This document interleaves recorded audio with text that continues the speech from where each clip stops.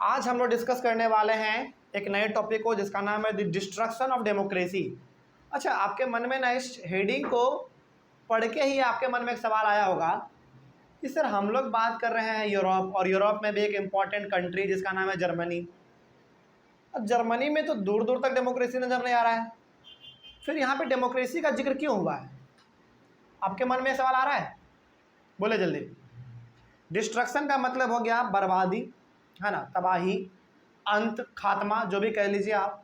तो destruction of democracy, आखिर जब डेमोक्रेसी जर्मनी में है ही नहीं तो फिर यहाँ पे डेमोक्रेसी का बात क्यों कहा गया? बताइए जरा, मालूम है किसी को? नहीं, वेमार रिपब्लिक का तो रजिस्टर सब खत्म ही हो गया पूरी तरीके से। अब आ गया है हिटलर, नाजी पार्टी। तो वेमार रिपब्लिक अब आपके मन में नहीं आना चाहिए बार बार। हिटलर था तो डिक्टेटरशिप था, ठीक है, लेकिन यहाँ पे डेमोक्रेसी का बात क्यों हो रहा है? बिकॉज क्योंकि हिटलर का पार्टी लोगों के द्वारा चुनाया गया था ना, जो 37% उन्होंने वोट अचीव किया था।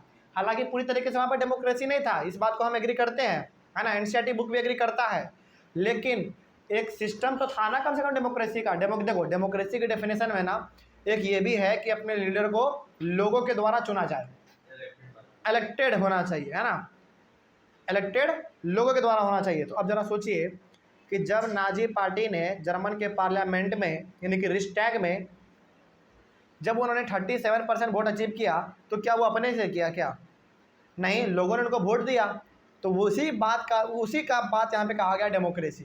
तो डेमोक्रेसी पूरी तरीके से जर्मनी में था नहीं, लेकिन डेमोक्रेसी के कुछ परिभाषा में जो उसका कुछ लक्षण था वो हिटलर के पार्टी में दिख रहा था, है ना। लेकिन हाँ, हम बार बार कह रहे हैं कि हिटलर का पार्टी जो था, नाजी पार्टी, वो पूरी तरीके से डेमोक्रेसी को फॉलो नहीं करता था, लेकिन डेमोक्रेसी के तरीके से ही वो चुना गया था। उसका 37% जो वोट उन्होंने अचीव किया था वो डेमोक्रेसी के तरीके से ही उन्होंने अचीव किया था, यानी कि लोगों ने उनके पार्टी को वोट दिया था। उसी डेमोक्रेसी का, नाजी पार्टी का जो डेमोक्रेसी था, जो लोगों ने उनको 37% वोट देकर चुना, उसी डेमोक्रेसी का किस प्रकार से बर्बादी होगा अब आपको ये मालूम चलेगा। बर्बादी हम लोग पढ़ने वाले हैं, ठीक है। चले जानते हैं क्या लिखा हुआ है। लिखा हुआ है कि ऑन 30 जनवरी 30 यानी कि 30 जनवरी 1933 प्रेसिडेंट हिंडेनबर्ग प्रेसिडेंट का नाम है, प्रेसिडेंट का नाम क्या है? Hindenburg offered the highest position in the cabinet of ministers to Hitler and that is chancellorship. अब समझिए इस चीज़ को, बहुत हद तक आपको ये लाइन समझ में नहीं आया होगा, है ना। इसको हम थोड़ा सा तोड़ के आपको समझाना चाहेंगे, सुनिए ध्यान से। जब कोई पार्टी होता है, जब वो पार्टी जीत जाता है इलेक्शन को, तो क्या जरूरी है कि उस पार्टी का ही लीडर प्रेसिडेंट बनेगा? ये जरूरी नहीं होता है, ये जरूरी नहीं होता है। जैसे अभी हमारे कंट्री में रूलिंग पार्टी कौन है? Central party. यदि नेशनल पार्टी का बात किया जाए तो कौन है? बीजेपी है, भारतीय जनता पार्टी। समझ रहे बात को? तो ये जरूरी नहीं है कि भारतीय जनता पार्टी का लीडर यदि नरेंद्र मोदी है तो जरूरी नहीं है कि नरेंद्र मोदी ही प्रेसिडेंट बनेंगे, कोई ज़रूरी नहीं है। उसी प्रकार से जब नाजी पार्टी ने जर्मन पार्लियामेंट में 37% उन्होंने वोट अचीव किया, तो ये ज़रूरी नहीं है कि हिटलर ही तो था, करता था नाजी पार्टी का, है ना, क्योंकि उन्होंने ही नाजी पार्टी का संगठन बनाया था। समझ रहे बात को? तो ज़रूरी नहीं है कि हिटलर ही वहाँ का प्रेसिडेंट बन जाए, ज़रूरी नहीं है। तो नाजी पार्टी का उस समय पे प्रेसिडेंट था कौन? हिंडेनबर्ग उस समय पे नाजी पार्टी का प्रेसिडेंट था।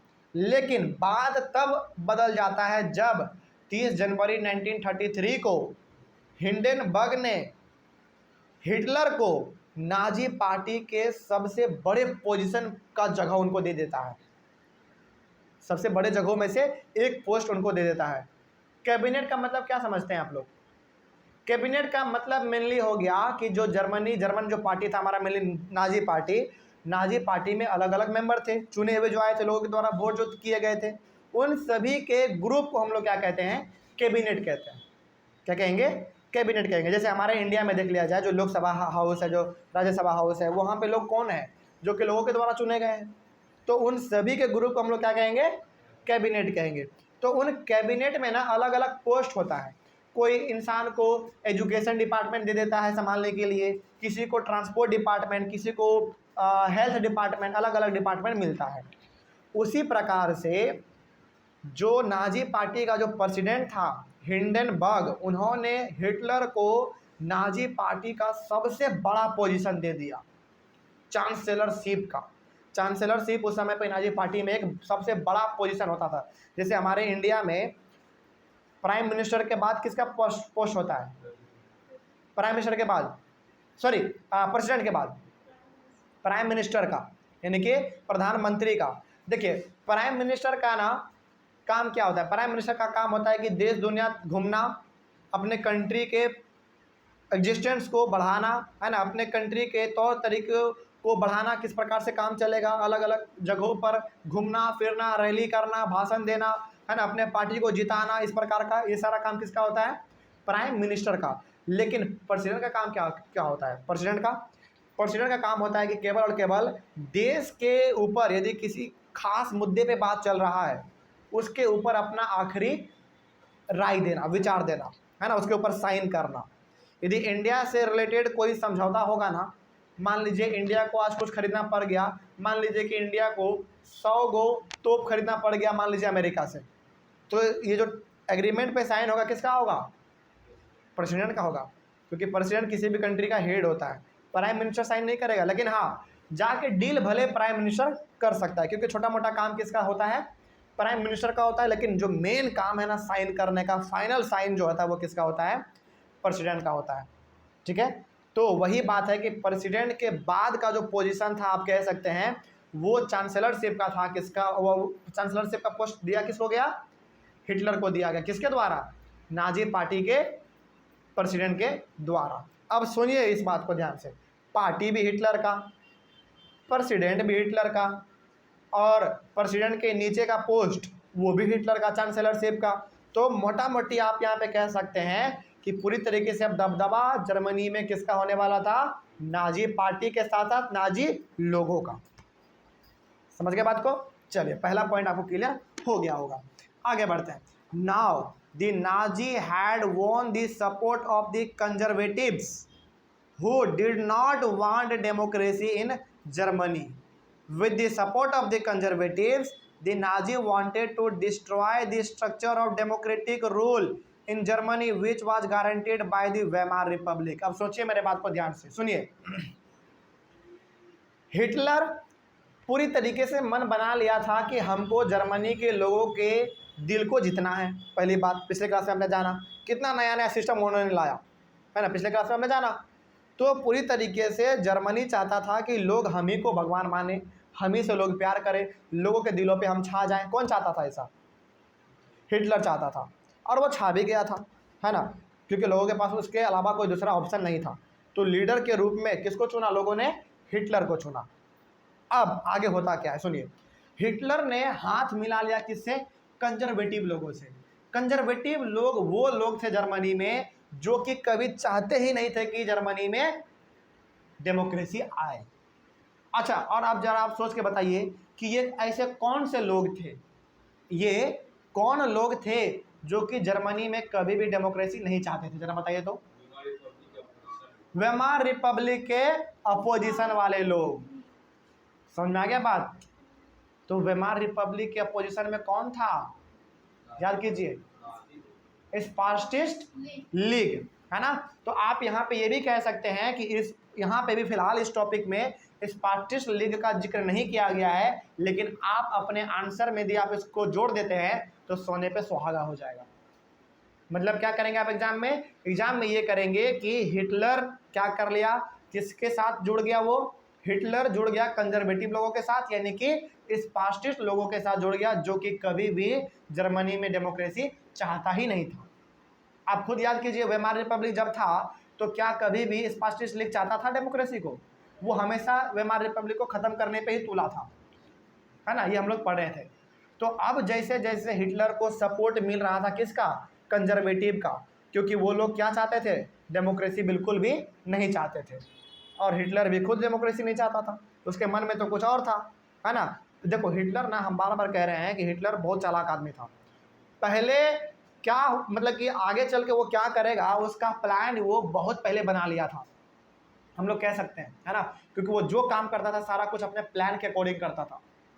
पहली बात तो वो सत्ता में आया, पावर में आ गया, पावर में आने के बाद लोगों का दिल जीत लिया उन्होंने। दिल जीतने के बाद जर्मनी के सबसे खास उस इंसान का दिल उन्होंने जीता, उसको हम लोग क्या कहते हैं, कंजर्वेटिव। कंजर्वेटिव का मतलब भी होता है ऐसे लोग जो कि कभी भी बदलाव नहीं चाहते हैं, और यहाँ पे वो लोग क्या नहीं चाह रहे थे, डेमोक्रेसी को नहीं चाह रहे थे। और हिटलर भी डेमोक्रेसी को कभी चाहता नहीं था, हिटलर भी चाहता था हमेशा डिक्टेटरशिप, यानी कि हमारे अंदर में जर्मनी काम करे। ठीक है, आगे बढ़ते थे।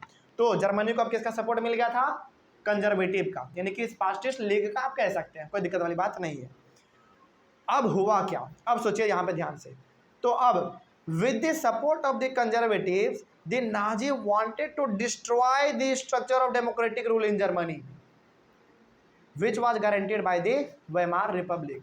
तो जहां जहां पर वेमार रिपब्लिक ने, और वेमार रिपब्लिक क्या था, मेनली वेमार रिपब्लिक एक डेमोक्रेसी के मुद्दे पे काम कर रहा था, है ना, डेमोक्रेसी के हिसाब से तो काम कर रहा था वो, इसीलिए तो उन्होंने संविधान बनाया था। याद कीजिए, सारा कुछ हमने पढ़ाया है आपको। तो वेमार रिपब्लिक ने जर्मनी में जो कुछ भी हल्का फल्का बदलाव किया था डेमोक्रेसी को लेकर, वो सारा का सारा तहस नहस करना चाहता था। कौन, नाजी पार्टी के साथ साथ कंजर्वेटिव लोग। वो चाहता ही नहीं था कि वेमार रिपब्लिक का कोई भी छोटा मोटा भी हिस्सा डेमोक्रेसी का देखने को मिले। कहाँ पे, जर्मनी में। यानी कि पूरी तरीके से वो जर्मनी से डेमोक्रेसी को जड़ से हटाना चाहता था। मतलब कि वेमार रिपब्लिक जो भी हल्का फल्का काम किया होगा डेमोक्रेसी के फील्ड में, वो सारे को वो तहस नहस करना चाहता था। कौन, हिटलर। हिटलर के साथ साथ कंजर्वेटिव लोग, है ना। चलिए आगे बढ़ते हैं फिर। अब हुआ क्या, in February a mysterious fire broke out in the German parliament building. अब फरवरी का महीना था, फरवरी के महीने में, हालांकि ऐसा आज तक तो क्लियर नहीं हो पाया, लेकिन ऐसा कहा जाता है कि पूरी तरीके से जो वेमार रिपब्लिक ने डेमोक्रेसी का जो भी कुछ हिस्सा जर्मनी में छोड़ के गया था, वेमार रिपब्लिक ने उनको ख़त्म करने के लिए, यानी कि डेमोक्रेसी के पूरी तरीके से डेमोक्रेसी के आइडिया को ख़त्म करने के लिए वेमार रिपब्लिक ने जो कुछ भी किया था, मतलब समझ रहे बात को हम क्या कह रहे हैं, वेमार रिपब्लिक ने डेमोक्रेसी के फील्ड में जर्मनी में जो कुछ भी बदलाव किया था उसको हिटलर और कंजर्वेटिव लोग पूरी तरीके से जड़ से हटाना चाहते थे। इसके लिए हुआ क्या, इसके लिए ये हुआ कि जर्मन पार्लियामेंट में फरवरी के महीने में आग लगा दिया गया। और ये आग हिटलर लगाया या फिर कंजर्वेटिव लगाया या फिर कोई और लगाया, आज तक पता नहीं चल पाया। लेकिन हाँ, हम लोग कह सकते हैं, यहाँ से अपने अनुमान से कह सकते हैं कि कहीं ना कहीं ये आग जो है हिटलर ही लगवाया होगा, क्योंकि पूरी तरीके से जैसा एनसीईआरटी में लिखा हुआ है कि वो क्या चाहता था, डेमोक्रेसी को पूरी तरीके से हटाना चाहता था। तो हम लोग कंक्लूजन निकाल के कह सकते हैं कि कहीं ना कहीं वो जर्मन पार्लियामेंट में आग हिटलर ही लगवाया होगा। और उसी जर्मन पार्लियामेंट में कौन रहता था पहले, वेमार रिपब्लिक। तो पूरी तरीके से वो डेमोक्रेसी के अंश को ही वो ख़त्म करना चाहते थे, इसीलिए उन्होंने आग लगा दिया। आगे बढ़ते फिर हुआ क्या, देखिए ध्यान से। अब क्या हुआ,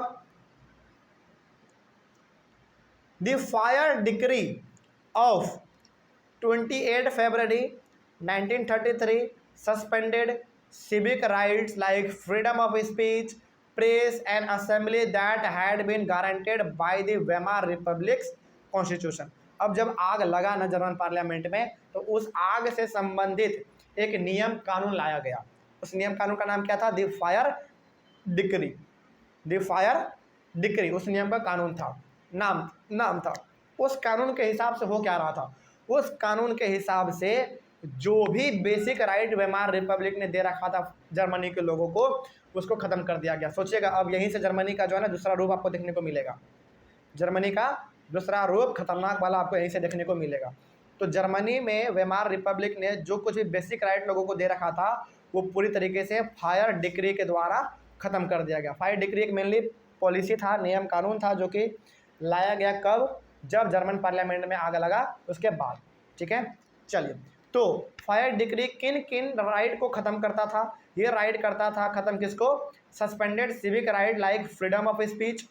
अब आप कुछ भी नहीं बोल सकते हैं, मतलब कि यदि आप कुछ बोलिएगा उल्टा सीधा तो आपके ऊपर कार्रवाई होगा, है ना, इसको ख़त्म कर दिया गया। यानी कि वेमार रिपब्लिक ने कहा था कि हम आपको फ्रीडम ऑफ स्पीच देते हैं, आपको जो बोलना हो बोलिए। हिटलर ने क्या किया, इसको ख़त्म कर दिया। किसके तहत? फायर डिक्री के तहत। इसके बाद प्रेस।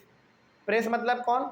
पत्रकार लोग, मीडिया लोग। अब आप कुछ भी नहीं छापिएगा पेपर में, जो हम बोलेंगे वही छपेगा। इसके अलावा आप कुछ छापिएगा तब तो फिर समझ लीजिए क्या होगा आपका हाल, है ना। ये हिटलर कह रखा था। उसके बाद असेंबली। असेंबली का मतलब क्या हो गया? असेंबली का मतलब हो गया कि छोटा मोटा आप ग्रुप बना के कोई मीटिंग वूटिंग नहीं कर सकते हैं। समझ रहे बात को? छोटा मोटा आप मीटिंग नहीं कर सकते हैं।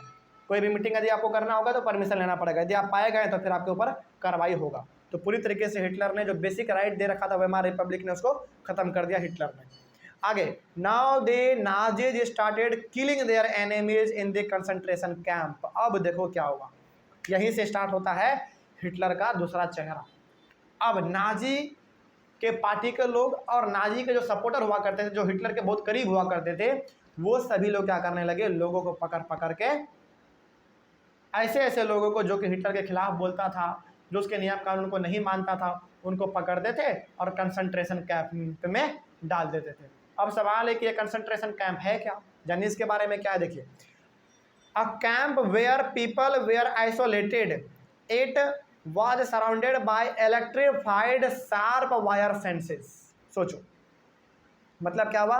कंसंट्रेशन कैंप जो है ना, एक ऐसा जगह होता था जहां पे कि चारों तरफ, एकदम चारों तरफ नंगा तार, जिसको हम लोग हिंदी में कहते हैं नंगा तार। मतलब क्या? जहां से कट छट जाता है ना, उसको जब हम लोग छूते तो करंट मारता है, उसी प्रकार से एकदम नंगा तार उस कैंप में, यानी कि उस घर में लगाया गया था हिटलर के पार्टी के द्वारा।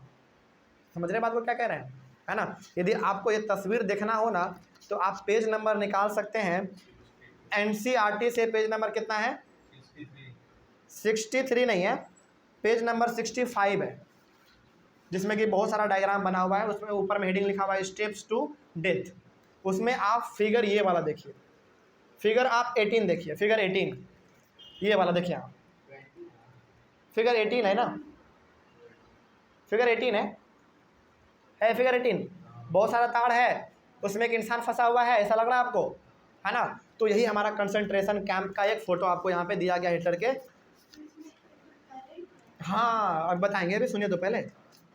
तो यहाँ पे कंसंट्रेशन कैंप में उन सभी लोगों को रखा जाता था जो कि हिटलर के खिलाफ बोलता था, है ना, जो हिटलर के नियम कानून को नहीं मानता था। चलो तुमको लेकर चलते हैं एक कैंप में। लोगों को लगता था कि फुटबॉल वुटबॉल खिलवाएगा ही, है ना, कैंप में लेके वो जा रहा है, तो उसको क्या करता था, कैंप में डाल देता था। और जहाँ से ये निकलने का कोशिश करेगा, भूख प्यासे एकदम, सोचो भूखे प्यासे से खाना पीना कुछ भी नहीं, और कहीं से आप निकलिएगा भाई तो पार तो रास्ता को कीजिएगा ना। और कहीं पे ऐसा कोई रास्ता नहीं था जहाँ पे कि नंगा तार ना हो। और जहाँ जहाँ इन्होंने तार बिछाया था पूरी तरीके से घेर दिया था चारों तरफ से, फंसे रहिएगा बीच में। बिजली को काट के इलेक्ट्रिसिटी को ऑफ कर दिया, स्विच को ऑफ कर दिया, उसको अंदर ठेल दिया और स्विच को ऑन कर दिया। कैसे आप बाहर निकलिएगा तो तार में करंट लग गया, आप मर जाइएगा। सोचो, मतलब इमेजिन करो कितना खतरनाक तरीका था। भूखे मर जाएगा, वैसे मर जाएगा वो, मरना ही है किसी भी हाल में। यदि वो निकलने की कोशिश करेगा तो बिजली लग के मरेगा, यदि नहीं कोशिश करेगा तो भूख से मरेगा। मरना आपको किसी हाल में है, नहीं सूट नहीं करता था ना वो। हिटलर का ही तो तरीका है, इसलिए तो हिटलर आज प्रसिद्ध हुआ। जितने भी खतरनाक रूलर हुए हैं ना, वो अपने दुश्मन को क्या करता था, डायरेक्ट गोली से मारता था। लेकिन ये गोली से नहीं मारता था, ये तरपा तरपा के मारता था। जो इसका कहना था कि जो मज़ा तरपा के मारने में है वो मज़ा शूट करने में नहीं है, तो ये तरपा तरपा के मारता था। तो इसको ऐसे नहीं मारा गया ना, यदि वो तो अपने आप शूट कर लिया, सुसाइड कर लिया, जो कि हम लोग अपने पहले वाले क्लास में डिस्कस किए हुए थे। चले तो खैर आप समझ गए कंसंट्रेशन कैंप क्या था। देखो इसका तरीका ना मारने का बहुत अलग अलग था। तार के बीच में छोड़ दिया, छुइएगा आप तार को, मर जाइएगा लटक के, पहला ये तरीका था। दूसरा गैस चैम्बर भी था इसका, अभी पढ़ेंगे हम लोग आगे, है ना। गैस चैम्बर मतलब कि एक छोटा सा कमरा होता था, उसके अंदर पॉइजनस गैस छोड़ देता था, उसके अंदर बाहर से ताला बंद कर देता था। आप घुटन का जिंदगी जीते रहिए और मरते रहिए अंदर में, है ना। तो तरीका इसका बहुत खतरनाक था, बड़ा खत्म आदमी था ये, समझ रहे हो। तरीका इसका मृत्यु देने का बहुत खतरनाक था। आगे बढ़ते हैं फिर। तो कंसंट्रेशन कैंप क्या था मालूम चल गया, है ना। चलिए आगे बढ़ते हैं फिर। उसके बाद आगे बढ़ते हैं।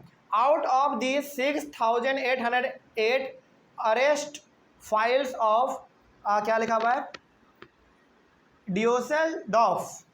प्रोनाउंसिएशन में तो थोड़ा सा डिफरेंट हो सकता है, गलती हो सकता है। ड्यूसेलडॉर्फ, ड्यूसेलडॉर्फ एक जगह था, जर्मनी का ही एक जगह था। उस समय पे 6808 अरेस्ट फाइल था, यानी कि इतने सारे लोगों को अरेस्ट किया गया था जो कि जो कि नाजी के पार्टी के खिलाफ बोलता होगा या फिर उसके नियम कानून को नहीं मानता होगा। तो कितने अरेस्ट फाइल थे, याद रखिएगा, पूछेगा। ड्यूसेलडॉर्फ में जो अरेस्ट फाइल थे वो कितने थे टोटल, 6808 अरेस्ट फाइल थे, जिसमें से केवल और केवल अकेला 1440 वेयर अलोन कम्युनिस्ट। मतलब कि 1440 अरेस्ट फाइल केवल और केवल कम्युनिस्ट लोगों का था। कम्युनिस्ट में आप समझ लीजिए वहाँ का रहने वाला एक समुदाय होगा जो कि अंग्रेजों के खिलाफ कुछ बोलता होगा। अभी आप फिलहाल यही समझिए कम्युनिस्ट का मतलब, ठीक है। तो ये था, इसका सबसे ज़्यादा नंबर था, यानी कि कम्युनिस्ट लोगों से ना हिटलर ज़्यादा नफरत करता था, बिल्कुल करता था। तो इसका संख्या सबसे ज़्यादा था। उसके अलावा भी था, लेकिन इसका जो संख्या था अरेस्ट फाइल में से सबसे ज़्यादा था, यानी कि इसके लोगों को सबसे ज़्यादा पकड़ा गया था। आगे, हाउएवर 52 टाइप्स ऑफ विक्टिम, सोचो 52 तरह के लोगों को वहाँ पे पकड़ा गया था ड्यूसेलडॉर्फ में, 52 प्रकार के लोगों को, जिसमें सबसे ज़्यादा नंबर किसी का था, तो वो कौन था, कम्युनिस्ट था, ठीक है। तो however 52 types of victims were persecuted by Nazis across the country. तो जर्मनी के जितने भी अलग अलग हिस्सों में नाजी पार्टी के खिलाफ और हिटलर पार्टी के खिलाफ जो कुछ बोलता था उसको पकड़ के कंसंट्रेशन कैंप में डाल देता था, ठीक है। आगे बढ़ते हैं फिर। On March 1933 enabling act was passed. 3 मार्च का बात है, 1933 को एक एक्ट पास किया गया, इनेबलिंग एक्ट। उसका नाम क्या था, इनेबलिंग एक्ट। इस एक्ट के तहत क्या होता था इसके बारे में आप जानते हैं क्या लिखा हुआ है इस एक्ट के बारे में। According to the enabling act dictatorship was established in Germany लो। जिसका डर था वही हो गया, समझ रहे हो बात को। हिटलर ने किस नाम पे वोट लिया था, डेमोक्रेसी के नाम पे, यानी कि चुनाव के नाम पे लोगों ने उनको चुना। अब इनेबलिंग एक्ट ये कहता था कि आज से, यानी कि 3 मार्च 1933 से जर्मनी में क्या लागू हो गया, क्या, डिक्टेटरशिप। मतलब कि अब जो यहाँ पे शासन चलेगा वो मिलिट्री वाले लोगों का चलेगा, मोटा मोटी हिटलर का चलेगा, ठीक है। तो डिक्टेटरशिप पूछेगा आपसे कि जर्मनी में डिक्टेटरशिप लागू कब करवाया था हिटलर ने, 3 मार्च 1933 को, यानी कि 3 मार्च 1933 को, ठीक है। किसके तहत, इनेबलिंग एक्ट के तहत। आगे बढ़ते हैं फिर। Now Hitler has all powers. अब जब भाई डिक्टेटरशिप ही लागू हो गया है तो आपको मालूम है कि डिक्टेटरशिप हो चाहे मोनार्की हो, पावर तो एक ही हाथ में रहना है, और वो पावर किसके हाथ में आ गया, हिटलर के हाथ में आ गया। तो हिटलर के पास अब सारा पावर है, वो जो चाहे वो कर सकता है। आगे, ऑल पॉलिटिकल पार्टीज। अब देखो जैसे ये पावर में आया ना हिटलर, अब क्या करने लगा, all political parties and trade unions were banned except for the Nazi party and its affiliates. तो सबसे पहले जब हिटलर पावर में आया तो जितने भी पॉलिटिकल पार्टी थे नाजी पार्टी के अलावा, छोटे मोटे जितने भी पार्टी थे, उन सभी को बैन कर दिया। बोला कि अब ये पार्टी जर्मनी में नहीं रहेंगे, इसका एग्जिस्टेंस खत्म। इसको लेकर यदि किसी ने आवाज़ उठाया तो फिर कंसंट्रेशन कैंप में जाने के लिए रेडी हो जाइए, है ना। तो ऑब्वियस सी बात है, बेचारा ये बहुत पावर, बेचारा क्या बोलेंगे, बहुत खूंखार आदमी था ये, बेचारा वर्ड तो इसके लिए बहुत कम है ना। तो इतना खूंखार आदमी था कि इन्होंने सारे पॉलिटिकल पार्टी को बैन कर दिया। कहा कि अब कोई भी आदमी यहाँ पे चुनाव नहीं लड़ेगा, कोई भी पार्टी यहाँ पे नहीं होगा, और केवल एक ही पार्टी होगा, वो भी कौन सा पार्टी, नाजी पार्टी, ठीक है। और जितने भी ट्रेड यूनियन थे, ट्रेड यूनियन का मतलब व्यापार संबंधी जितने भी ग्रुप थे, है ना, जो कि ट्रेड क्या करते थे जर्मनी से दूसरे अलग जगह, फिर अलग जगह वाला जर्मनी से करते होंगे, उन सभी को बैन कर दिया गया, सिवाय नाजी पार्टी को छोड़कर, है ना। यानी कि जो नाजी पार्टी को सपोर्ट करते थे, जो नाजी पार्टी से ताल्लुक़ रखते थे, उनको पूरा आज़ादी था, उनको पूरा फ्रीडम था, इसके अलावा किसी को कोई फ्रीडम नहीं था, सब चीज़ बैन कर दिया गया। मोटा मोटी आप कह सकते हैं कि पूरे तरीके से जर्मनी पे कंट्रोल किसका, हिटलर का, यानी कि नाजी पार्टी का। आगे, the Nazis established complete control over the economy. अब नाजी पार्टी ने क्या कर लिया था, पूरी तरीके से जर्मनी के इकोनॉमी पे कंट्रोल कर लिया था, यानी कि जर्मनी के बाहर क्या जाएगा, क्या आएगा, यहाँ के लोग कैसे रहेंगे, यहाँ पे पैसे कैसे होंगे, है ना, धन संपत्ति हर कुछ का मामला जो है नाजी पार्टी के कंट्रोल में आ चुका था। इसके साथ ही साथ मीडिया का कंट्रोल सबसे बड़ा, हमने बार बार आपको कहा है, किसी भी कंट्री को यदि बर्बाद करना हो तो उसके मीडिया को क्या कर लीजिए, खरीद लीजिए, है ना। तो मीडिया भी नाजी पार्टी के अंडर में था। आर्मी सबसे बड़ा बात आर्मी नाजी पार्टी के अंदर में था। इसके साथ ही साथ judiciary, high court, supreme court, हर कुछ नाजी पार्टी के कंट्रोल में था। अब सोचो क्या हाल होने वाला होगा जर्मनी का। मतलब सोच रहे हो, कोई रास्ता नहीं छोड़ा जहाँ पे कि हिटलर अपने पावर को ना दिखाया हो, है ना। देखो किसी भी डेमोक्रेटिक कंट्री में या फिर किसी भी कंट्री के लिए सबसे इंपॉर्टेंट क्या होता है, वहाँ का आर्मी होता है, वहाँ का मीडिया होता है, वहाँ का जुडिशियरी सिस्टम होता है ना। अब इन सारे चीज़ों को वो खुद अपने कंट्रोल में ले लिया है। यहाँ तक कि कोर्ट को डरा धमका के रखा है, कुछ बोलिएगा तो बस कनपट्टी के नीचे बंदूक सट जाएगा आपका, समझ रहे बात को। तो हर चीज़ वो डरा धमका के रखा है लोगों को। तो यहाँ से नाजी पार्टी और हिटलर का आगे पावर जो है ना धीरे धीरे लगातार बढ़ता जा रहा था, है ना। आगे बढ़ते हैं। Special surveillance and security forces were created to control and order society in ways that the Nazis wanted. अब देखो नाजी पार्टी और जब हिटलर जर्मनी में आया, एग्जिस्टेंस में आया, जब उसका पूरा दबदबा हो गया तो इन्होंने क्या किया, लोगों के ऊपर, मोहल्ले के ऊपर, कंट्री के ऊपर ध्यान रखने के लिए अलग अलग लोगों यानी कि अलग अलग सिक्योरिटी टाइप से संगठन इन्होंने बनाया। समझ रहे बात को। जैसे किसी भी कंट्री में क्या होता है, पुलिस होता है, सिपाही होता है, IAS IPS DM SP ये सब होता है ना। आर्मी होता है, कमांडर होता है, ये सब होता है। ये सब भी जर्मनी में था। लेकिन इसके अलावा भी जर्मनी में हिटलर ने कुछ अलग अलग प्रकार के डिफेंस सिस्टम को उन्होंने बनाया, ठीक है ना। आगे बढ़ते हैं, फिर वो कौन कौन सा था देखिए इसके बारे में। There were already regular police in green uniform. Germany में ग्रीन यूनिफॉर्म में हमेशा वहाँ का जो पुलिस था वो तो रहता ही रहता था। इसके अलावा उन्होंने किन किन चीज़ों का गठन किया इसके बारे में जानिए। But the Nazis included the Gestapo. लेकिन इसके अलावा नाजी ने क्या बनाया, गैस्टेपो बनाया। गैस्टेपो क्या था, सीक्रेट स्टेट पुलिस। मतलब सीक्रेट स्टेट पुलिस का मतलब क्या हो गया कि ऐसे पुलिस जो कि वर्दी में तो नहीं रहेंगे लेकिन पुलिस होंगे, है ना। वो लोगों के बीच में ऐसे प्रकार से, इस प्रकार से घुल मिल के रहेंगे कि लोगों को मालूम ही नहीं चलेगा कि ये पुलिस भी है मेनली। अच्छा बताओ, सीक्रेट पुलिस का उन्होंने क्यों बनाया होगा संगठन?